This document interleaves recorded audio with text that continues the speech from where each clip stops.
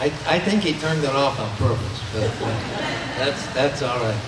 Now, this type of a program is so different, and it's one that we thought that it needed to be told.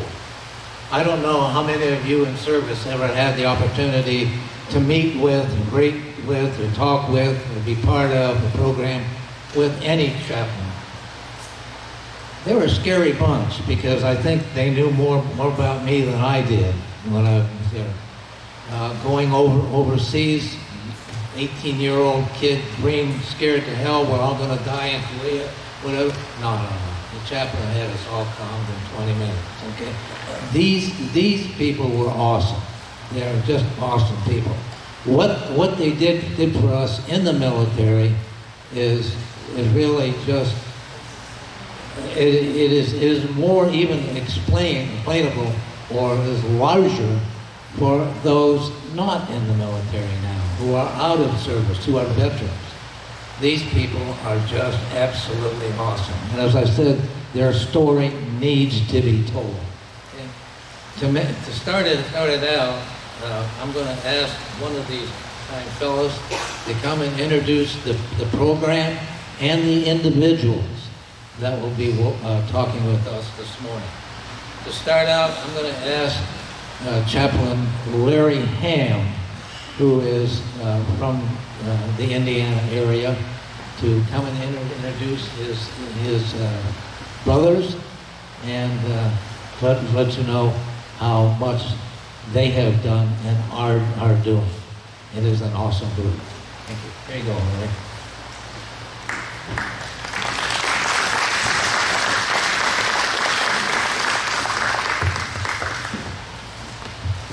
Welcome to all of you. Can you hear me okay? Okay. Don didn't mention that he's my brother-in-law, and I wouldn't have mentioned it either. We tried to keep that secret. He was in Army Intelligence. He was in charge of the carrier pigeons. He kept them fed and that sort of stuff, and watered. Oh, do I have this wrong, Don? Because he ate most of them. And he makes a mean bowl of pigeon soup. That's what he does. Anyway, he's my brother-in-law. We're glad to have him. Okay, I'm going to make this quick because we don't have a lot of time, but the first gentleman you're going to meet is we have three particular approaches here. One of them's going to deal with active duty. This is this gentleman. This is Commander David L. Duprey. He is the Chief Chaplain of the Naval Submarine Base in New London, Connecticut. He served for 14 years. He has done an excellent job. He's won the Zumwalt Award. He's a man that many people trust, and I'm sure many people love. So, David, it is a joy to have you with us, and my friend, take it.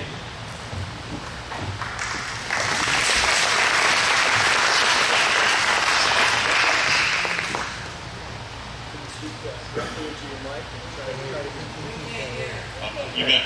We'll just do a little sound check here. How's that sound check? Can I hear it? All right, we're doing good. All right, terrific. So for the person running the video there, please assure me that you did not have me up during the Pledge of Allegiance eating my salad on the big screen. Okay, good. We're good to go, because I would have to start with an apology. I wasn't sure you were going, so I was eating my salad, and then I caught the Pledge of Allegiance halfway through, put my salad down. So it's a wonderful privilege to be with you. I can see some of you out there, and I can pretty well guarantee that a lot of you out there have led the way for us who are currently putting the uniform on every day. So let me just thank you in the audience for your service and for leading the way for us, and we're doing our best to follow behind you and to earn the paycheck that you give us twice a month. And we do think of you, we at least on our team think of you all the time when we spend your money to try to put it to use in the best way that we can. So I'll maybe take a couple of minutes and just talk about where I've been, so that you can, maybe if there are any questions, you could ask them. And I'll try to go about 10 minutes to leave room in my time in case there are any questions or things that you would like to follow up with. I am accountable to you as the taxpayers, and if I can answer it, I sure will. So I'll set my clock at 10 minutes and try to stop there. I had the privilege of coming in late in life. I was an Episcopal priest in civilian parishes in Wyoming for 20 years, both out in the high desert in little places that nobody's ever heard of, and then in one of our more established towns. And because of my reading of Stephen Ambrose's accounts of D-Day and citizen soldiers and a lot of his books on World War II, beginning to understand the role that chaplains played, I just wanted to punch my ticket. And I did try an early process when I was in maybe my late 30s, but at that point I could not leave my family for the length of time that it would take me to complete the schooling, and I had a very active parish. So then when my last child was leaving for college and I was then too old to enter the service, I had that strong urging that I will just account to the Holy Spirit leading me, and I just wanted to punch my ticket and say that I had served and to be able to salute the American flag when that opportunity came available. And so the only service that would talk to me was the Navy. The Army and the Air Force wouldn't talk to me. And so the only clear door that was open was the Navy.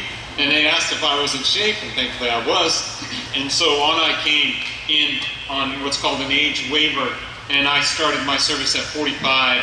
And now I'm finishing up year 14 and very much hoping that I can get my backside age waiver, which is required for me to extend past 62 and continue to serve and complete a full career in the Navy.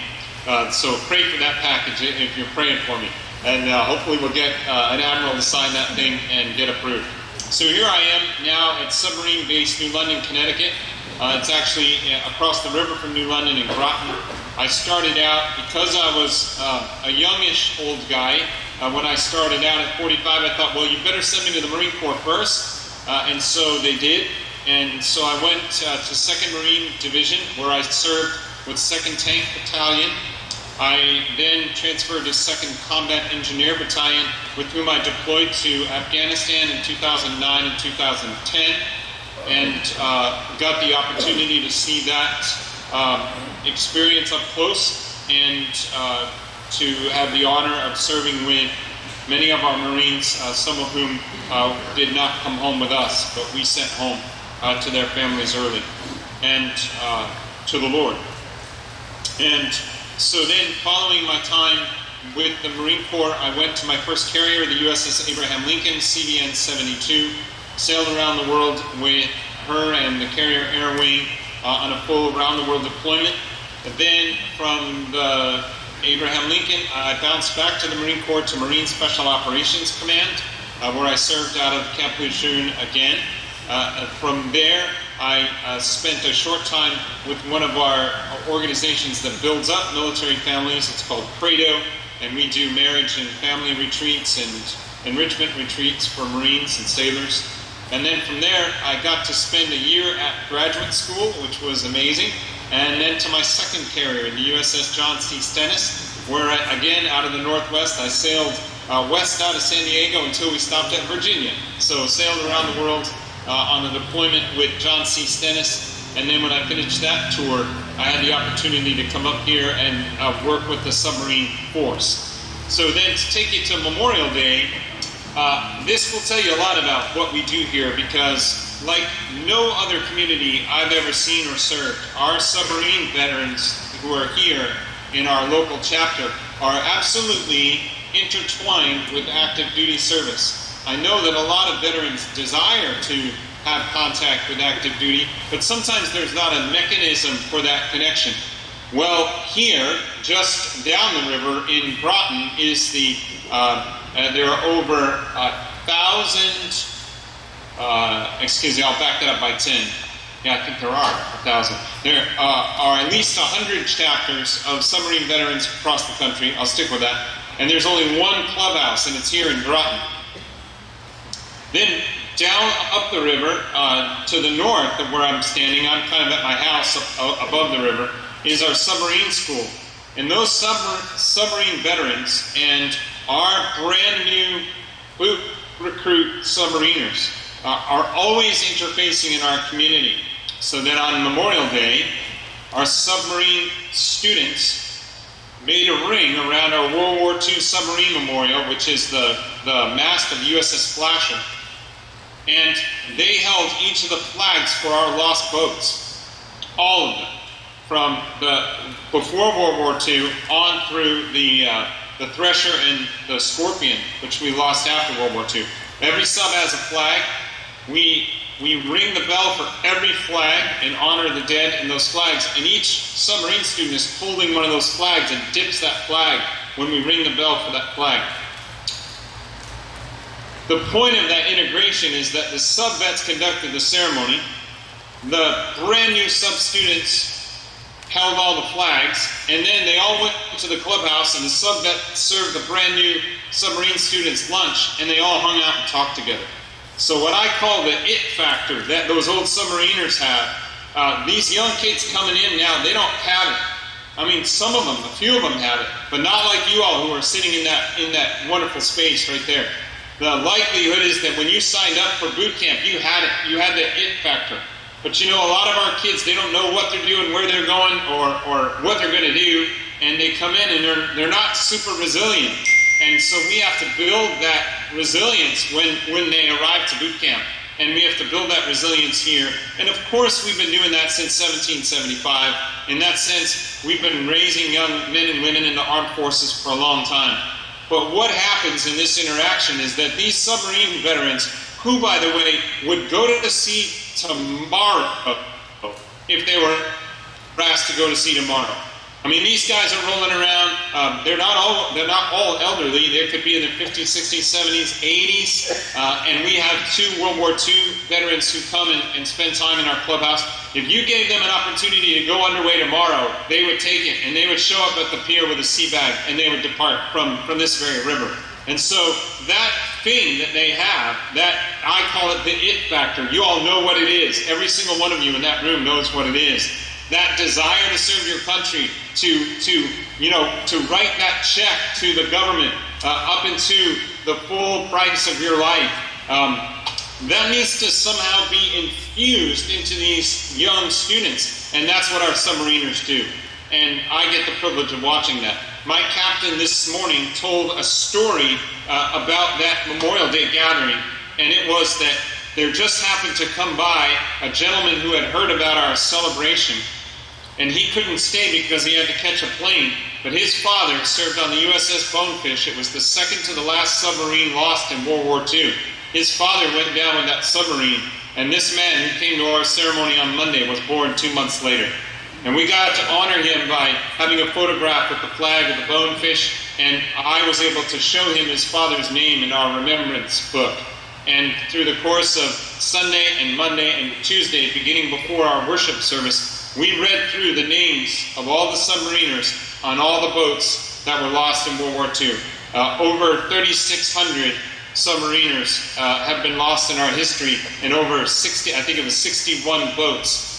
Which compared to that large number of those lost, maybe is a small number. But if you look at the percentage of the submarine force and what the silent service has done for our country in protecting our freedom, that proportion of men lost in World War II vastly outshadows other services. And so that's what I've been doing. That's what I've done this weekend. That's the story my boss told this morning. And as chaplains, we do 4 things, principally, for Navy chaplains, according to instruction. We facilitate, we provide, we care, and we advise. We facilitate, first of all, the religious needs, spiritual needs of our sailors, Marines, Coast Guardsmen, Merchant Marines. Those are the forces that we as Navy chaplains serve. So that means that if you believe in a faith tradition that's different from mine, my job is to try to get you what you need to practice your faith, because we believe that if everyone is practicing their faith, we will be a more stronger, resilient force and not as prone to destructive behavior. And so I'm going to get you the things you need. If you need a space, if there's a bunch of you, we'll raise up a lay leader, we'll give you a time and a place, and you can conduct your worship. That's facilitation. Provision is when what you believe somewhat jives with what I believe. I'm an Episcopal priest, but my arms are wide open. I take everybody who comes in the door. And so if I can provide encouragement, worship services, counseling, whatever it is that you might need, then my job is to directly provide that. And then the third thing is to care. We facilitate, we provide, and we care for absolutely everyone. We must uphold the reputation as chaplains that you do not have to be a person of faith in order for us to care for you. That we will care for you regardless of what your creed is, what your faith is. We care for every single service member. And sometimes they just want to talk about stress or finances or something, and we take every customer as they come. And as I tell them, even though they might be much junior to me, I say, you are the customer. I am serving you. What can I do for you? And so off we go. So we facilitate, provide, we care, and then we advise the command. So this morning I sat in a chair next to my commanding officer. I sit next to him every single morning. I listen to his concerns and the concerns of our base as we are deploying submariners at our waterfront and raising up submariners in our schoolhouse. And his concerns become my concerns. And when I have advisement to offer, which I did this morning, then he is ready to hear my advisement to him and to any of the leaders in our command. So that's what Navy chaplains do. That's what I've had the privilege of doing. And I'll end with a quick story by a Marine who has gone ahead to be with the Lord. A wonderful man named Larry Gustafson from Sheridan, Wyoming. And there I was, I was getting ready to come into the Navy as a chaplain, thinking about going with the Marine Corps, and approaching 45 years old, trying to be in the best shape I can. And so I asked Larry, I said, Larry, what makes a good chaplain? And he said, he called me Padre. And some of you in that room have used that term Padre for your chaplain, even if they weren't Roman Catholic. It's kind of a moniker that you would call. So he called me Padre, and he said, Padre, I don't know. I don't think I went to church. I didn't go to church very much back then. He said, all I know is we were in Vietnam, and I was out there with the Marines in the middle of the jungle, out in the middle of nowhere. And I turned around, and there was the chaplain.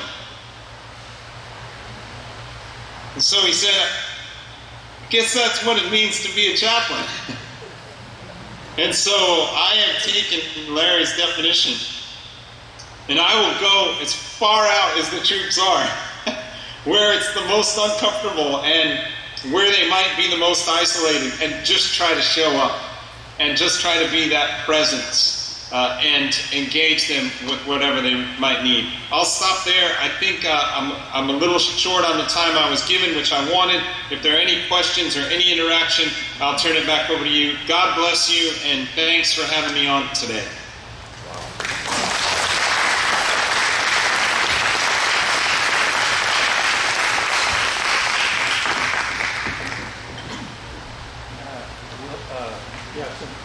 David, you going to stay with us, Yes, sir. Okay. In that case, we'll take questions for you at the end. We're going to let them all ask the questions at the end, if it's all right with you. Solid copy. Okay. You saw that coming?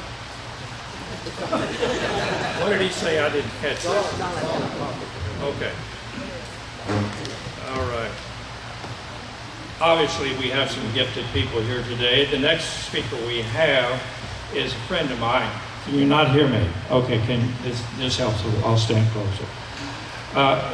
Clyde is a friend of mine. His last name is Angel, which makes him an excellent chaplain. And so we are excited about having him here. He and I go a long way back. I was Clyde's pastor for several years. I pastored for 32 years right next to the racetrack in Indianapolis. Medium-sized church there. Clyde was a member, and a great fellowship developed between us.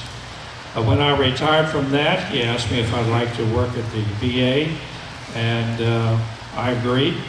And so we played different roles completely, but he is a man of faith. He's a man who has a heart for veterans, that's for sure. And he's going to share with you right now. Clyde, would you come, please?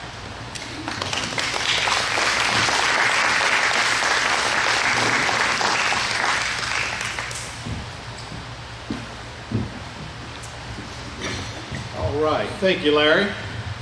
Actually, can you hear me better if I do this? Yes. I feel better if I can do this. Sometimes I like to prance on the stage. I'm a Baptist preacher at heart, so it comes out every now and then. So we got the slides up. So we're going to switch just a little bit because there's a great difference. Before I do, I want to first tell you thank you to all of our veterans out here, like myself. Appreciate your service. I remind people all the time that only 10% of the country ever puts on the uniform. And that's something to really think about, 10%. And so every veteran, male and female here today, thank you for your service. I have two children actually come from a family. My name is actually Clyde Thomas Angel. I was named after my great uncle who died in World War II. My father was a Korean War veteran and later served in the Air Force. And currently I served back in the Vietnam era with the United States Army in what they called the Army Security Agency. Anybody in here know what the Army Security Agency is? Raise your hand. All right, that's great. You see two out of everybody. We were kind of different, right? We were behind the scenes group, listening closely. And then also I have currently a son who is in the Navy. He's stationed out at Norfolk. And I have a daughter who is at Whiteman Air Force Base. She is a load technician on the B-2 bomber. And her great experience for me was to go out there and visit and to actually go in and see this. It's such a guarded place. Literally had to take everything off but my clothes. Empty all, make sure I didn't have any electronics on them. But I actually got to sit in the seat of a B-2 bomber. And that is quite an experience to actually sit in that machine and see what all it does. So I pastored churches for 26 years, and I had an opportunity when I was in my 40s, kind of go along with a speaker we just had an opportunity to get involved in the VA, and went to Atlanta, Georgia as a mental health chaplain, and I was a licensed professional counselor as well as a board-certified chaplain. And when I began my work in Atlanta, Georgia, they didn't know what a mental health chaplain was. It was kind of a new moniker that was brought on now. It's almost every facility has a mental health chaplain. But I started my work with Vietnam veterans. And without apology, the greatest honor of my career, 50-year career, was sitting with these veterans. And more than once, without apology, I had tears in my eyes. And I come to realize very quickly who VA chaplains are. We see war and we think about war, and I'm sure we just come through Memorial Day weekend and those who paid the ultimate sacrifice. But the VA is the folks who are there to care for the men and women who come home and to stay with them through their journey. And I consider that probably the greatest privilege of my career, of being able to be called a VA chaplain. So that's really what I want to speak to you a little bit about today, and I'll try to move through this as quickly as possible. So I want to talk a little bit, define the role of chaplains and the focus, and then, like I mentioned, the mental health chaplain. So originally the word chaplain related to representatives of the Christian faith. And it's currently also applied to people of other religions and philosophical traditions. And I appreciate the commander saying that we're there for whoever. I like him being Episcopalian. Episcopalians say that some religions are gatekeepers and we're innkeepers. And that's what I became as a chaplain, as an innkeeper. I invited everyone into my office, faith or no faith. But typically chaplains are attached to secular institutions, hospitals, prisons, military units, police departments, universities, etc. So it is a very specialized ministry role. The training to be a chaplain, and I think this is important, so you understand when you run into a VA chaplain where they've been. But the education is you have to have at least a Master of Divinity, along with 4 units of what they call clinical pastoral education. which is usually about a 2-year process beyond the 3 years of getting a Master of Divinity. So chaplains put in a lot of time in education and training. They have to be approved by an accredited agency, and in my case that was the VA, and then you have to be endorsed by a recognized religious body. So it's quite a path when you see a VA chaplain, the role that they took, the time that they took in preparing themselves. We also have to be board certified chaplains. So a board certified chaplain attends to the spiritual needs regardless of a person's religion or beliefs. They facilitate coping skills related to life-changing medical situations, and then assist patients to identify and draw upon their own, his or her own resource for inner strength and finding peace and comfort. I want you to look at this term.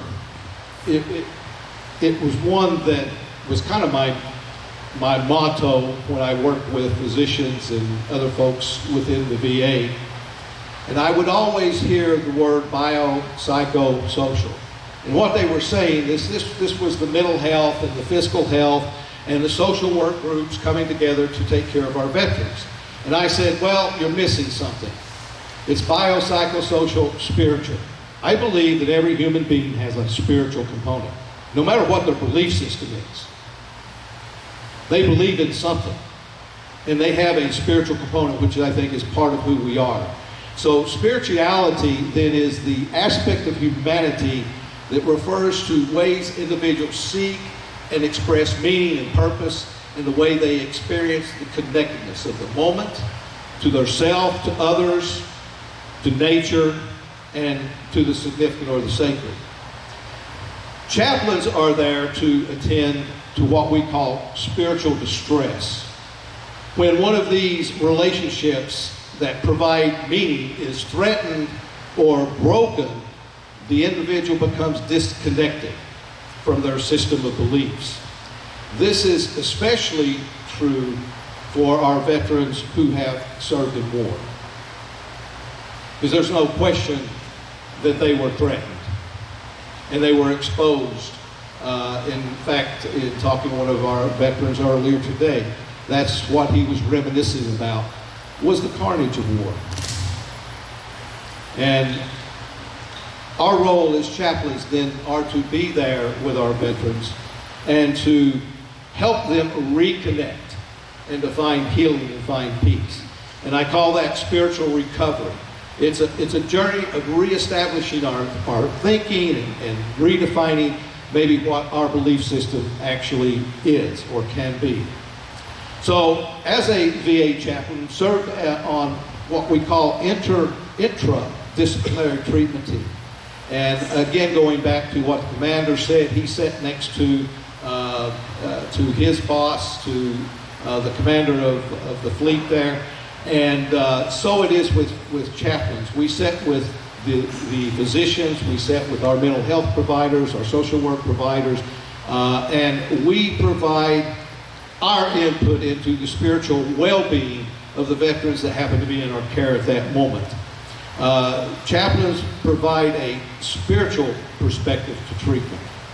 And probably the best story I can tell on that, I'll get a little bit into it just in a few minutes about a couple of things I really had a privilege to do, but I had a therapist up on the unit, in the trauma recovery unit, and he and I became very close and ended up doing some groups together and research. And John said, you know, I would have veterans come in, and even though they would go through this protocol called cognitive behavioral therapy for post-traumatic stress disorder, or they would go through another one of the treatments, exposure therapy.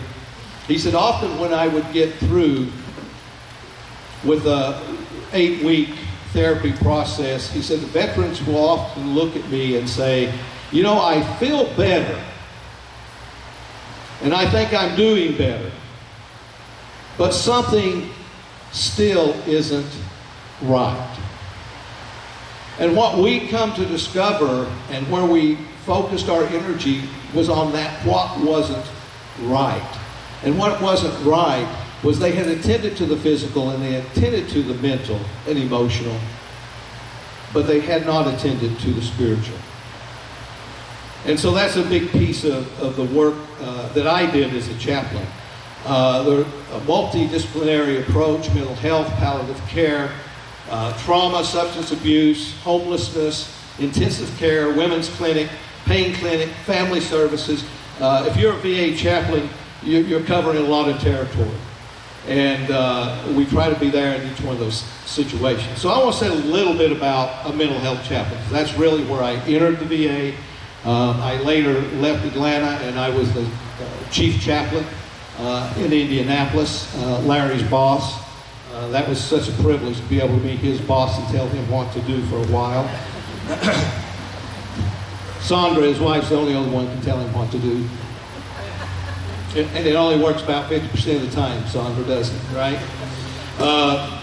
So trauma recovery, substance abuse, and family counseling really are the three areas that really cover what we call the mental health chaplain role. I had a privilege while I was in Indianapolis to be a part of two very important programs. The first one was called Warrior to Soulmate. And it was a 2-day workshop for veteran couples. And actually, when David was speaking earlier about working for Credo, I actually had the privilege of going to Italy twice and training the Navy chaplains to do this specific program called Warrior to Soulmate. So I've actually worked with the Navy Credo, and that was just a great privilege to be over with those chaplains who serve currently. But this was a 2-day workshop, and I had the privilege of leading this nationally for about 10 years in the VA, and traveled all over the nation, training chaplains and social workers and others to be able to facilitate this two-day workshop for our veterans. The other is a group that I was able to start in Indianapolis called Search for Meaning.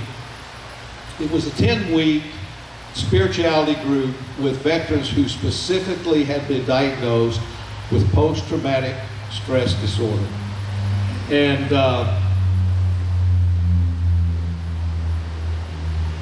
trauma is about wounding. The initial wounding is the trauma event itself. What actually happened? What created the trauma within that individual? A patient drew this on the board, trying to explain what he was feeling and understanding. And he defined it as trauma equals earthquake and flashbacks equal aftershocks. So the trauma was the earthquake was the trauma, and then all of the flashbacks, all the memories were all the aftershocks that have followed that trauma. And I thought that captured so well. And so when we begin this class with veterans, we usually had 10 to 12 veterans in a group, and I talked to them about the shattered soul. And here's the way that I explained it. I said, you know, every human being, as they move from adolescence or from pre-adolescence to adolescence, we begin to create our own belief system, right? Some of us were raised in very religious homes, and so we had that to be part of our belief system. But when we begin to enter that adolescent age, we start getting influence from teachers and friends and neighbors, and we begin to listen to the news, and we start reading, and we develop our belief system. And so we have young men and women, 18, 19 years old, going into the military, and they have their spiritual belief. And then they have the unfortunate opportunity to be dropped into a combat zone. And what cup of spirituality they have, they encounter a trauma that what I call the shattered soul. That literally their belief system becomes shattered. And the illustration I will often use with a group is I said the shattered soul is like a car windshield. Have you ever seen a car windshield shatter? And almost everyone said, yeah. And I said, what did it look like? And they said, just 1,000 pieces. And more than once I would have a veteran say, Chaplain, that's it.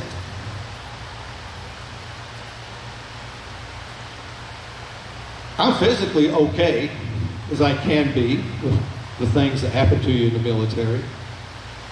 And emotionally, mentally, I'm doing better. My therapy has helped.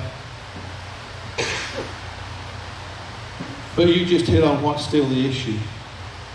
I actually had a young man one time, he was an Iraqi war veteran, and we were sitting at a retreat, and he said, Chaplain, I feel like two different people. You might think I'm crazy. And I looked at that young man, I said, no, I don't think you're crazy. And he began to talk about his struggle. And almost like two different people. He wasn't schizophrenic. He didn't have a mental health issue other than post-traumatic stress issue, which is a major issue. He didn't have a psychiatric disorder. He had a shattered soul. And the signature wound is loss of trust. And I will tell you, I have sat with veterans from every era. And if I said to that group of 10 or 12 veterans, who do you trust? You know what their answer was? No one.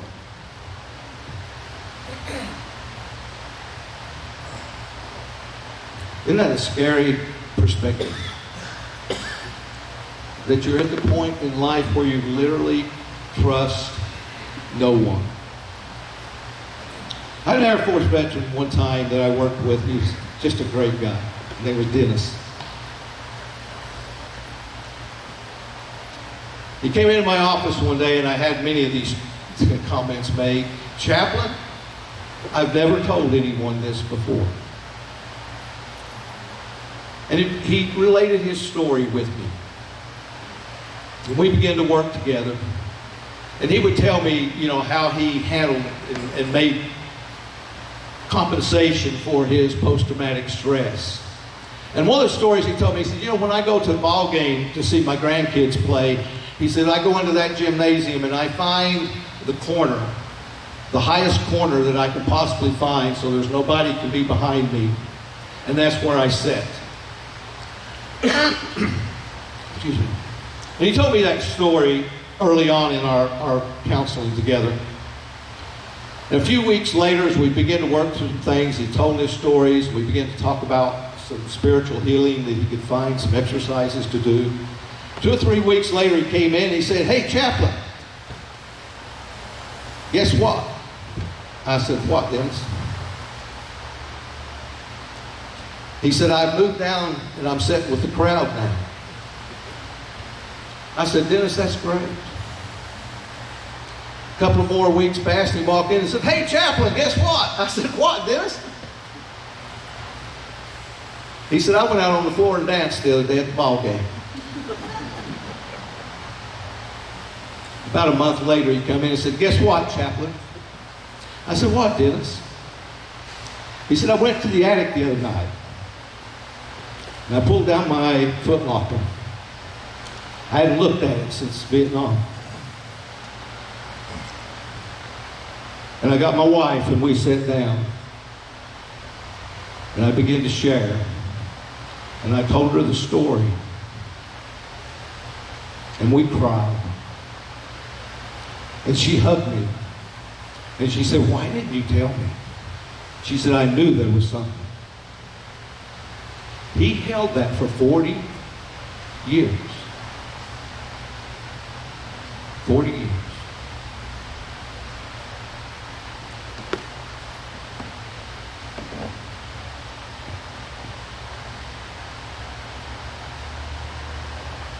The role of the VA chaplain is to walk with veterans. Not only in their physical wounds,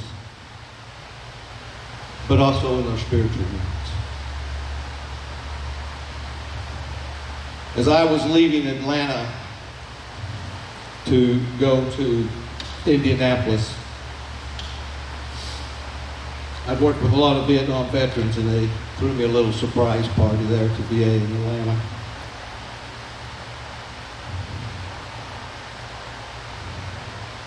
And one chaplain who was a young Marine in Vietnam, Sal Di Pasquale, he wrote this, and actually he had framed it. I still have it hanging in my office today. He said, "My chaplain, I heard and you gave me comfort. My heart seethed with rage." And if you had met Sal when I first met him, you knew what he meant by it seethed with rage. "And you gave me understanding. My faith was shattered, and you showed me forgiveness. I was alone, and you gave me kindness. I despaired, and you gave me compassion. I was lost, and you illuminated a path. You will be missed, and I will be better because of you. Thanks."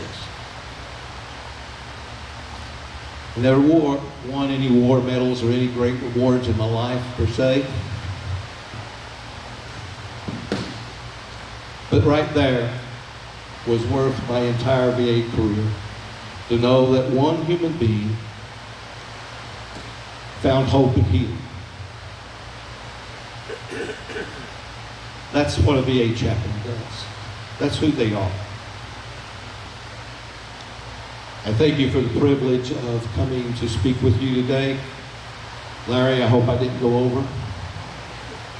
Am I okay? Time-wise? Yeah, you're fine. Thank you.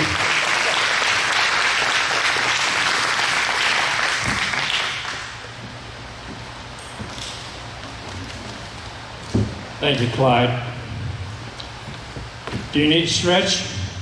Anybody? Okay. Do me a favor. Turn to the person up to on either side of you and say, "Wake up, there's one more." Larry, hey, I wasn't kidding, folks. You need to say that. Okay. Because being last on the program, I know how it is. I did this on purpose. Now, you're gonna participate in this part, just so you know. I want to ask you a few questions. How many of you have children or had children? Most of you. And if you didn't have your own children, how many of you took care of other people's children? All right. What did you teach them? Did you take them to church? You took them to church, most of you. If you didn't take them to church, you at least taught them some things about how to act around other people. Did you ever tell your child to be good while I'm gone? Did you ever tell your children, you know, you need to love your enemies?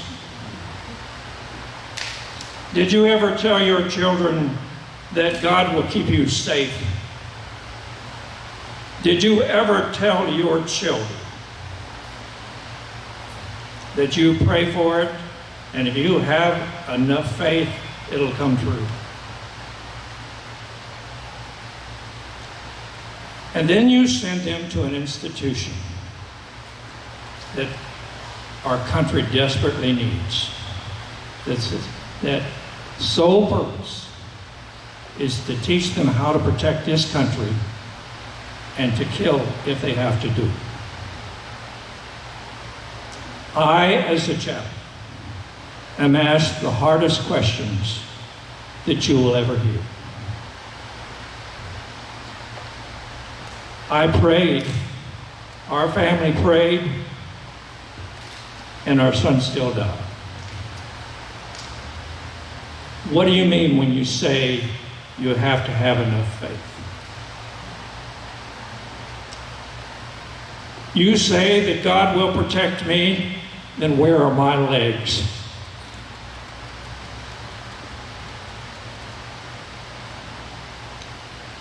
You say that I will get well, and I've been coming to the VA for 30 years. every day, somewhere between 17 and 25, depending upon your source, veterans will commit suicide.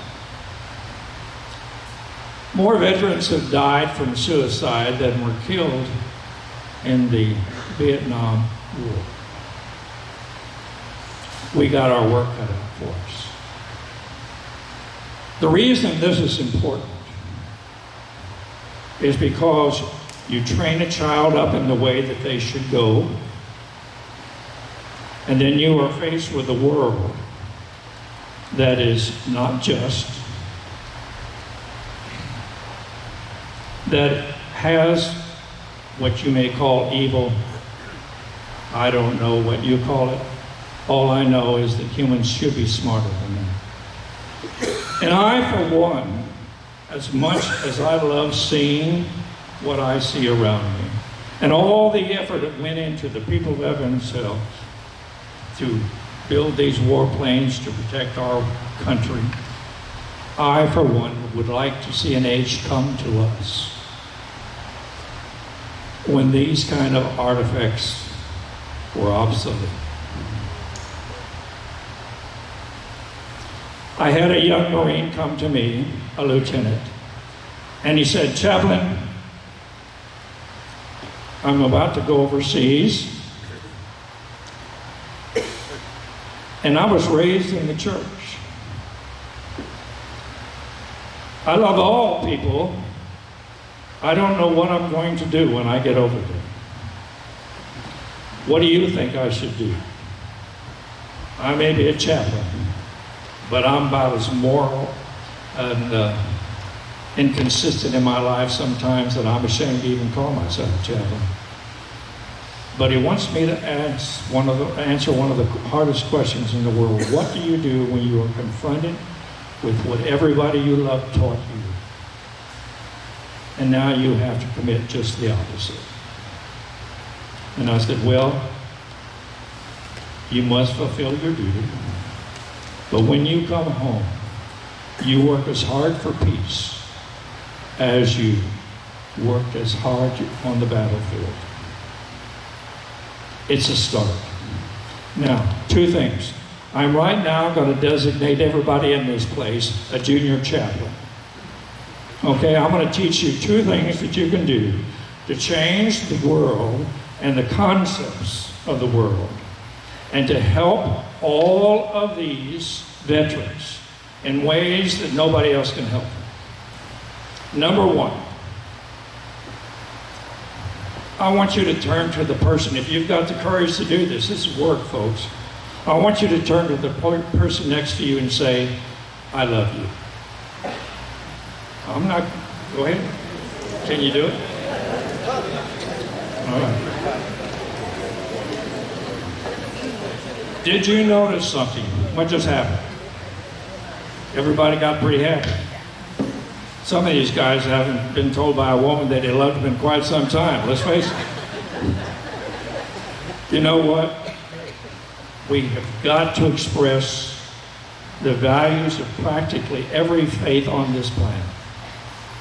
You gotta love people. And the way you do that is to tell them. So what I want you to do is to do something that Clyde and I struggled with when we had a conference together. I want you to go home and tell the people that you love, if they're veterans, it's especially important, especially those that have been terrorized and brutalized by the weapons of war. And it's important that they know. I want you to tell them this. You tell them the thing that you would tell them if it was their last day on earth. As a chaplain,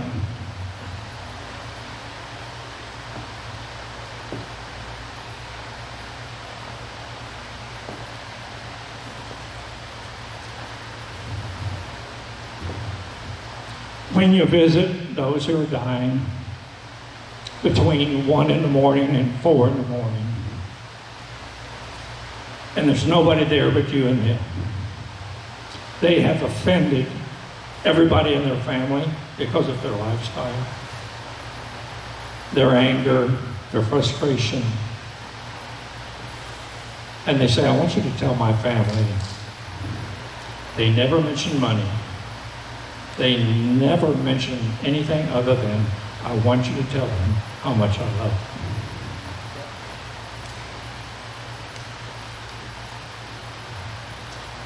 My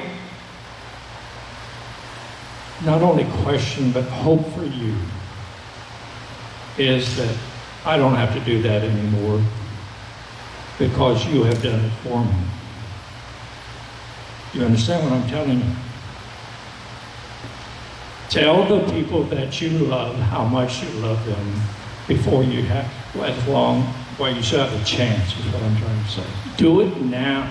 Do not wait. And the second thing is, never forget how sensitive we are when it comes to somebody telling us they love us and actually touching us when they do it. So many veterans don't want to be touched. It's too intimate. But you folks can touch them because you love them.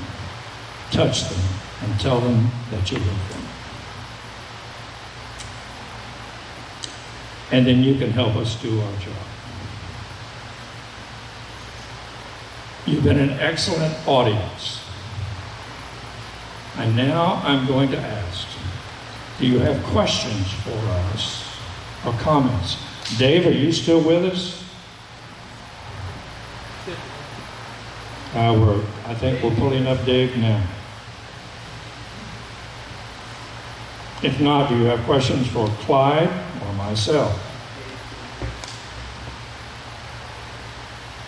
He may have been taken away. He is active duty, folks. Anybody have any questions? Yes, we have one in back, and there's a microphone coming to you.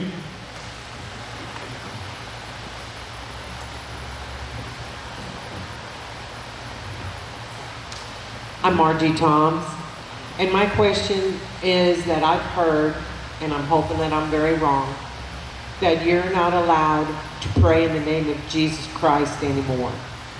Is that true? No, none whatsoever. Thank you. Nobody puts any limitations on us when it comes to issues of faith. But what we are required to do is to make sure that we don't see. Our job is to make sure not only do we allow them to express their faith, but we can't force our faith on them. That makes us manipulative. And so we must respond. The veteran is the one that determines that. Clyde, do you have something to say? Yeah, basically, as a chaplain, I'm going to go in and find out what that person's faith perspective is. If they were from a Christian faith, I can pray in Christ's name and so forth and so on. But often I would ask them, how do you pray? And they would inform me. And that's, I think, what Larry means by we don't force our faith on them, but we try to understand their faith and meet them where they are. There are so many stories that go out that says, chaplains in the VA, they can't pray to God or they can't pray in Jesus' name. And those are just stories. It isn't true. There's no truth to it whatsoever. But we do have to respect the veteran. And I have to ask a veteran when I go to do a spiritual assessment, I have to say, may I have your permission to do this? And I won't get into the ifs and ands about that, but actually VA chaplaincy was sued a decade or so ago by an outside group. And so there had to be some safeguards in that we weren't forcing our ministry upon any veteran, but it was by choice that they invited us to be with them. Anybody else? I'm sorry? Oh, David. Do you have any questions for David? I'll be glad to take that question or any others. Oh, David, would you like to speak to the question that was just asked about your freedom? Yes, it's so good that you asked, because please pass the word. When I talked about facilitating, providing, caring, and advising, when I'm in the provision mode and I advertise a service on a ship or even in the field, and people come to my service, man, I can read out of the gospel, I preach in Jesus' name, and whatever the message is. But on Saturday, I was asked to say prayers for the commissioning of a submarine, the first commissioning that we've had. Very, very big deal. In that case, every member of the crew is ordered to be there, so it's not a religious service. So when it's a command event and everybody's ordered, and I know I have all sorts of people from all sorts of faiths out there, then I try to pray as wide a prayer as I could possibly pray. So when I end that prayer, even though I'm a Christian pastor, I don't end that prayer in Jesus' name. I actually gave a blessing, like maybe something out of it that you would hear from Leviticus in the Old Testament. May the Lord bless you and keep you. May he make his face to shine upon you. And in fact, on Saturday I said, may the blessing of God Almighty rest upon you and remain with you always. Amen. But in doing that, I'm trying to bring along with me in the prayer people that I know are of various faiths. So that's the difference. If they're ordered to be there, it's a command event. Or if it's something, as the other gentleman prayed, it's private, it's individual. I know the person is a Christian or welcomes me to pray, and then, or it's a worship service, I can go for it. I hope that's clear. Please pass the word. All right, as you can tell, we want to make sure that everything that comes out of this is as true as we know it to be. Any other questions? You have been an exceptional audience. Thank you for being here. God bless you, and again, let's go out and change the world together, folks.